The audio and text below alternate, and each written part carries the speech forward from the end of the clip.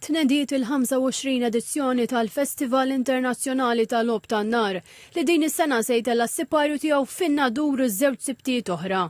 L-edizzjoni tal-2026 issemmit The Luminous Legacy u tinkludi numru rekord ta' timijiet u wirjiet elaborati li se jkunu mifruxa madwar il-Gżejjer Maltin, kif spjega Kieran Bruno, direttur fih dan l-Awtorità Maltija għat-Turiżmu. Propju din is-sena fil-25 anniversarju ta' dan il-festival tant tal-qalbna se nkunu din niftħu l-ewwel serata ġewwa l-Gżira Awċija fit-18 ta' April u insegwu fl-20 fil-25 ta' April b'show u pirotekniku tan-nar ġewwa Malta u mbagħad il-gran finali fit-30 ta' April ġewwa il-Port il-Kbir. Il-kompetizzjoni Pyro Musical tibqa' ċentrali f'dan il-festival fejn il-lob tan-nar ikunu sinkronizzat b'mod artistiku ma' mużika magħżula u li tippremja l-aqwa wirjiet.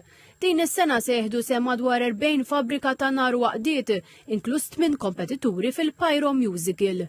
Dan huwa festival illi apparti il-Maltin u l-Awċir jattira numru ta' turisti illi jiġu biħġarhom sabiex jaraw spettaklu mill-isbaħ u kif ukoll igawdu mit-tradizzjonijiet illi għandna x'nofru. Il-Ministru għal-Għawdex u l-Pjanar Clint Camilleri qal li s-serata tal-ftuħ ta' dan il-festival tkompli s-saħħaħ li l-Għawdex bħala destinazzjoni kulturali u turistika ta' kwalità pari passu mal-istrateġija l-Għawdex u l-Viżjoni Malta 2050.